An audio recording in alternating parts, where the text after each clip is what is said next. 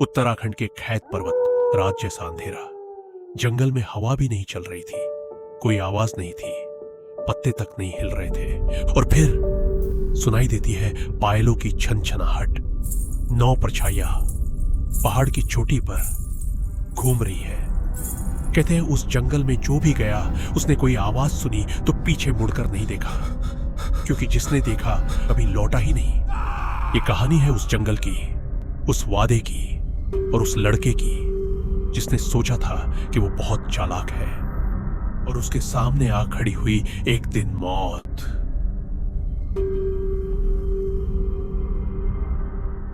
अर्जुन शर्मा, 28 साल, बेंगलोर में software engineer. वो उन लोगों में से था जो गूगल मैप्स पर कोई जगह ढूंढने से पहले उसके कोऑर्डिनेट्स वेरीफाई करते हैं। अंधविश्वास उसके लिए महज एक शब्द था जो अनपढ़ लोग यूज करते हैं। एक दिन उसके फोन पर कॉल आई। दादाजी नहीं रहे। अर्जुन ने टिकट बुक करवाई और गांव चला गया। उत्तराखंड के एक छोटे से पहाड़ी गांव में, जहां वो बचपन में गर्मियों की छुट्टियों में आता था, लेकिन पिछले 6 साल से एक बार भी नहीं गया था। 13वें दिन जब सारे रिचुअल्स खत्म हो गए, एक वकील आया। दादाजी ने विल बनाई थी और उस विल में अर्जुन का नाम था। खैत पर्वत के जंगल में 12 बीघा जमीन, सीधे अर्जुन के नाम। अर्जुन ने मैप देखा, जमीन देखी, उसकी आंखें चमक उठी। 12 बीघा पहाड़ में, बुरी इन्वेस्टमेंट नहीं थी। उसी शाम वो उठा जंगल जाने के लिए। दादी ने उसका हाथ पकड़ लिया। वहां मत जा बेटा। अर्जुन ने मुस्कुराकर कहा, दादी बस जमीन देखनी है एक बार। वो जमीन तेरे दादा ने इसीलिए किसी को नहीं दी, क्योंकि उस जंगल में आचरियां हैं। वो जमीन नहीं बिकती, वो जमीन नहीं देखी जाती। अर्जुन ने दादी को प्यार से हटाया और चल दिया।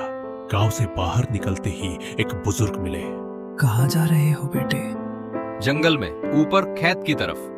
बुजुर्ग रुक गए। बैठो, पहले एक बात सुन लो।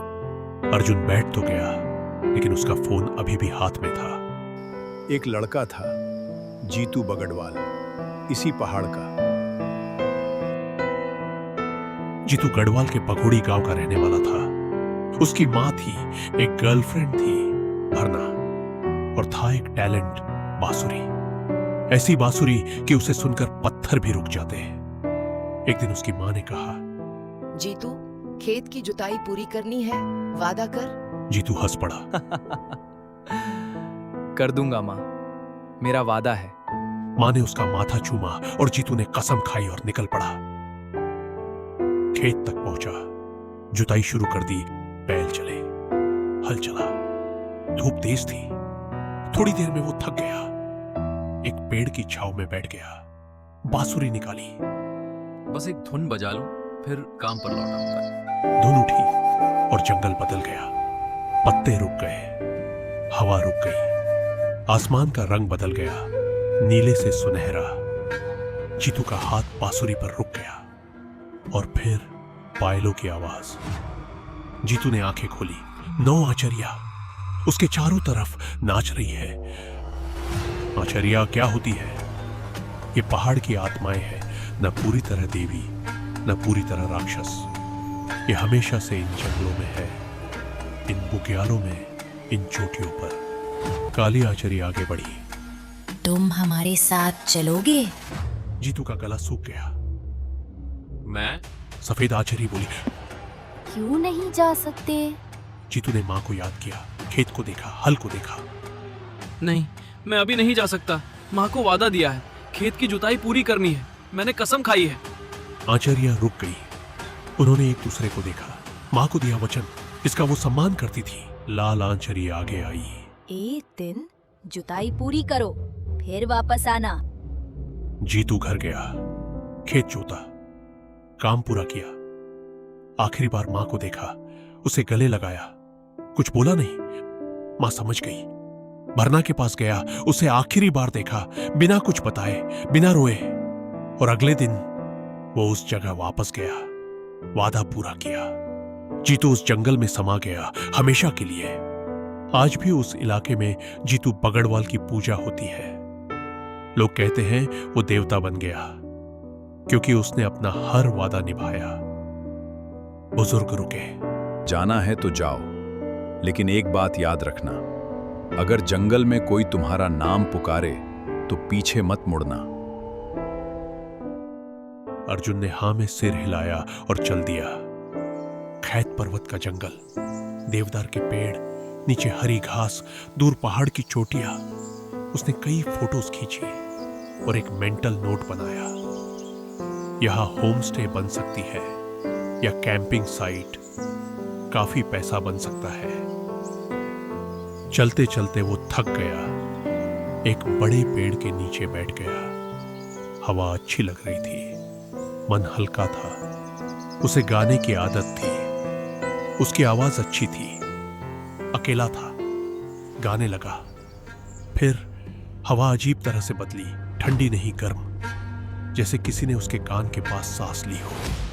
अर्जुन ने गर्दन घुमाई, कोई नहीं, शायद वहम है। गाता रहा। फिर पायलों की आवाज कहां से आ रही है पता नहीं। किसी ने उसकी गर्दन पर हल्के से फूंक मारी। वो उछल कर उठा, कोई नहीं। कौन है? फिर एक आवाज, मीठी, बहुत मीठी, इतनी कि रुकने का मन न हो। अर्जुन, बुजुर्ग की बात याद आई, पीछे मत मुड़ना। उसने आंखें बंद कर ली, लेकिन वो आवाज वो ऐसी थी जैसे किसी ने उसे खींच लिया हो। वो मुड़ा। एक औरत, इतनी सुंदर कि अर्जुन की सांस रुक गई।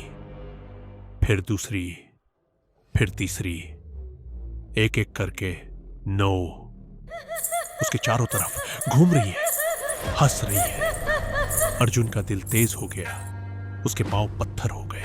काली आचरी बोली, तुम्हें हमने बुलाया था। सफेद आचरी मुस्कुराई।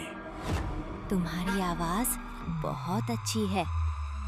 तुम यही रहोगे हमारे साथ। अर्जुन का दिमाग दौड़ रहा था, भाग नहीं सकता, चिल्ला नहीं सकता। सोच, कुछ सोच। तभी जीतू की कहानी याद आई। जीतू ने डील की थी। रुको, बात करते हैं। मैं आना चाहता हूँ, लेकिन अभी नहीं। क्यों नहीं?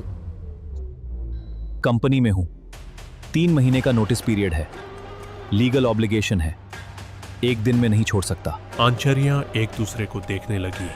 और वैसे भी आपने खुद जीतू बगड़वाल को समय दिया था, उसने वचन दिया था, आपने माना। मैं भी वचन देता हूं, 3 महीने। कुछ पल तक शांति रही। लाल आचरी आगे आई। 3 महीने, फिर तुम आओगे।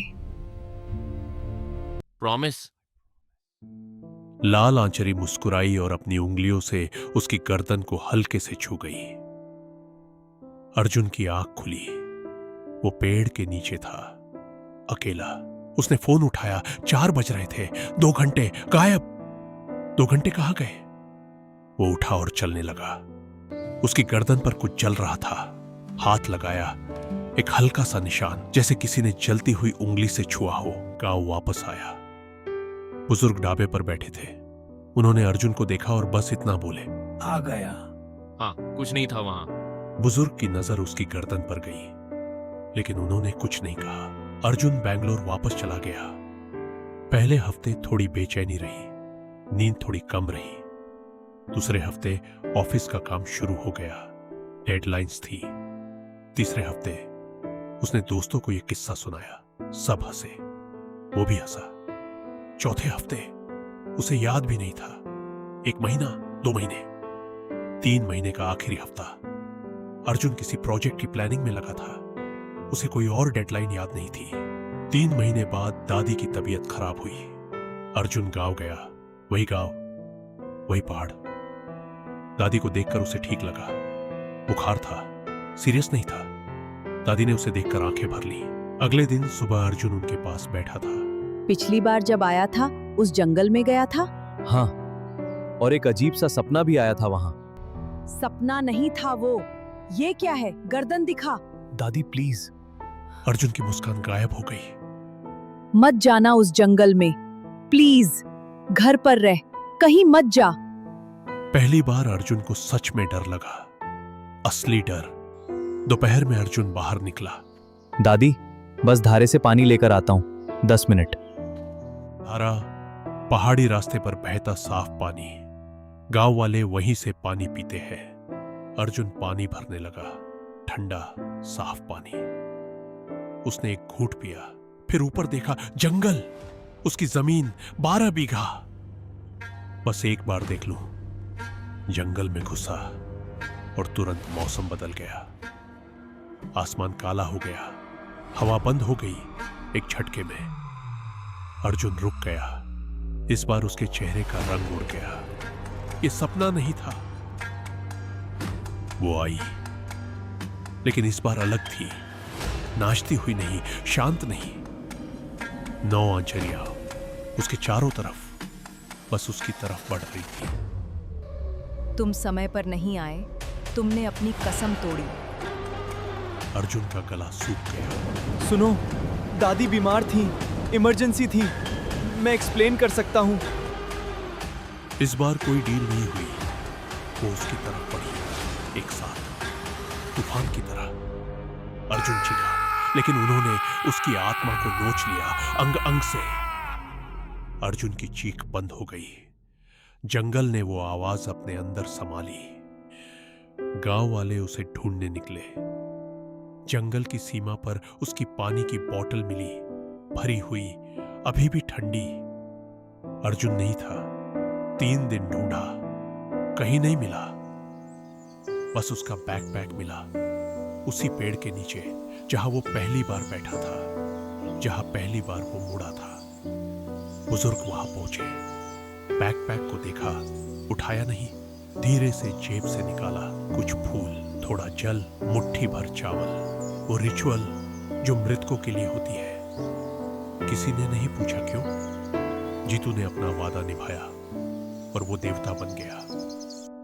अर्जुन ने वादा तोड़ा और बस गायब हो गया। कोई लाश नहीं, कोई निशान नहीं, कोई एक्सप्लेनेशन नहीं।